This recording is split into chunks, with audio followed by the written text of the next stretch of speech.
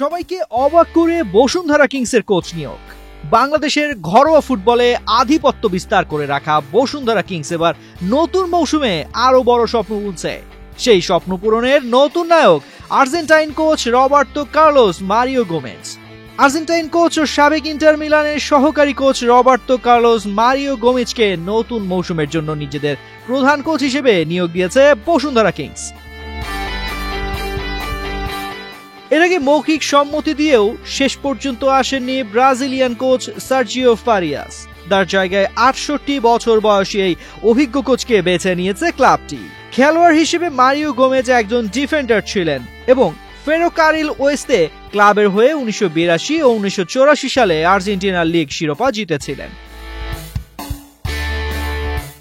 খেলোয়াড় হিসেবে নির্ভরযোগ্য ডিফেন্ডার ছিলেন গোমেজ, জিতেছেন আর্জেন্টিনার ঘরোয়া লিগের শিরোপাও। তবে আসল খ্যাতি তার কোচিং ক্যারিয়ারে। হেক্টর কুপারের সহকারী হয়ে মায়োর্কা ও ভ্যালেন্সিয়ায় কাজ করার সময় তিনি দেখেছেন চ্যাম্পিয়ন্স লিগ ফাইনালের উত্তাপ। বিশেষ করে ভ্যালেন্সিয়ার সহকারী কোচ হিসেবে তার সময়ে দলটি টানা ২টি চ্যাম্পিয়ন্স লিগ ফাইনাল খেলে। এই সময় দলে ছিলেন পাবলো আইমার, ক্লদিও লোপেজ ও স্যামুয়েল ইতোর মতো তারকা ফুটবলাররা। এরপর ইন্টার মিলানে থাকাকালীন তিনি রোনালদো নাজারিও, ক্রিস্টিয়ান ভিয়েরি এবং জাভিয়ের জানেত্তির মতো কিংবদন্তি খেলোয়াড়দের কোচিং করানোর অভিজ্ঞতা অর্জন করেন। হেড কোচ হিসেবেও তার অভিজ্ঞতা সমৃদ্ধ।